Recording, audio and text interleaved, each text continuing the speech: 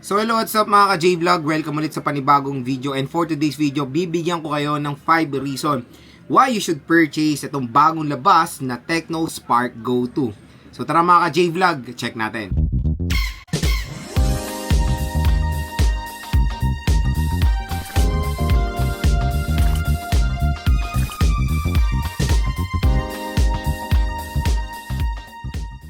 So yan, shoutout po sa mga nakanood ng ating unboxing, first impressions dito sa Tecno Spark Go 2. And this time nga, gagawa tayo ng 5 reasons kung bakit or sulit tong i-purchase ngayong 2025. So perfect na perfect itong smartphone na to sa mga consumers na naghahanap ng very affordable smartphone na pwede nilang magamit as a secondary smartphone, pwede nilang mabigay sa kanilang anak as a first smartphone nila, pwede pang business, pwede pang navigating tool, marami pang iba. So yun, to be honest, when in-unbox ko to, na-amaze din naman ako sa itsura netong Tecno Spark Go 2. At ang magandang balita, sobrang mura na lang po neto sa online. At dito yan sa link natin.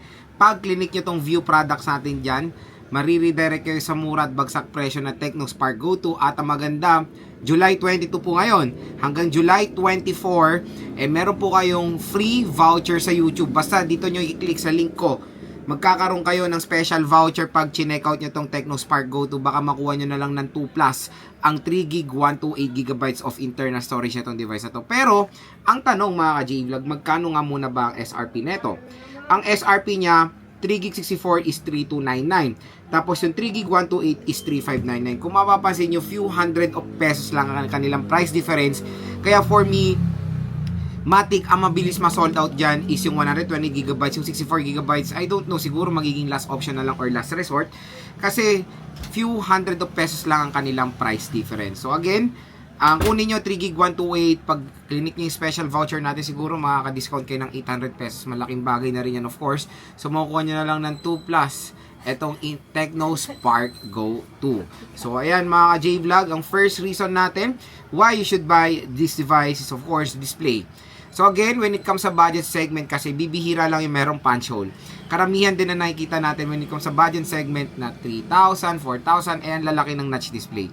So all goods, modern design when it comes sa display niya, punch hole, ito pa magandang balita. 120Hz screen refresh rate pa itong device na to.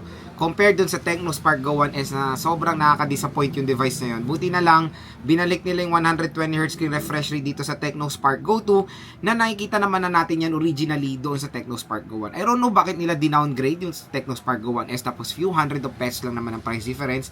So ito, dito na po kayo sa Tecno Spark Go 2, mas okay na siya.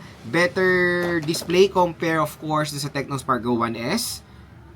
120Hz, HD plus 720p is very normal sa ganitong mga price range. When it comes sa screen size, okay naman. For me, this is the standard screen size na makikita natin for budget segment, 6.67 inches. Second reason mga J-Vlog is of course yung chipset. So the Tecno Spark Go 2 is powered ng Unisoc 7250. So very well known na yung chipset na yan of course when it comes sa budget segment. At a huge upgrade of course compare sa Tecno Spark Go 1S. Kasi yung Tecno Spark Go 1S is nakaka-disappoint po chipset ng MediaTek Helio G50 na merong PowerVRG A320 na chips na GPU, pero dito mas okay dahil ang GPU nito is Mali G57, so better gaming performance compare sa Tecno Spark Go 1S. So asahan nyo for a budget segment, nakakalaro naman tayo kahit papaano dito sa device na to, kasi to be honest when it comes sa budget category, hindi po mabagal yung Unisoc 7250, very snappy rin naman siya. I don't know nga kung bakit nila to ginawang Go Edition, kung snappy naman din yung chipset niya, diba? Sasabihin ng iba yung RAM.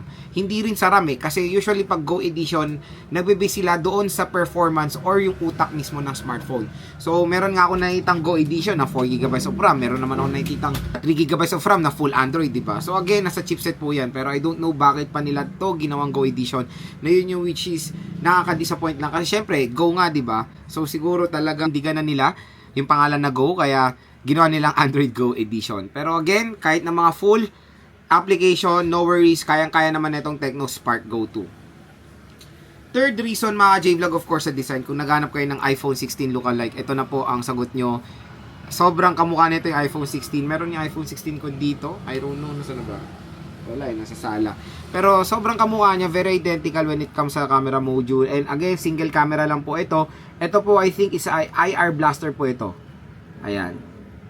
So, for me, when it comes sa design, very attractive.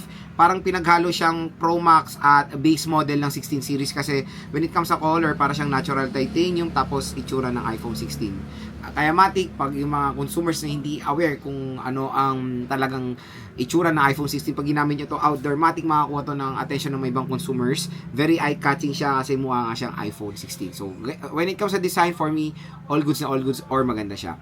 Fourth reason, speakers. Yung speakers ito is dual steer speakers. Biruin mo pag nakuha nyo to ng 2 to 3,000 pesos. Grabe, hands down. Dual steer speakers sa ganyang murang halaga, isang advantage yan ng Tecno Spark Go 2. So, yun nga, pag maglalaro kayo dito, magsa-sound trip, manonood ng movies, panigurado bibigyan kayo ng immersive sound netong device na to. At ang pinaka-last mga J-Vlog is sa battery. Meron tong malaking battery capacity, very standard din naman sa budget segment, 5,000 mAh na removable battery.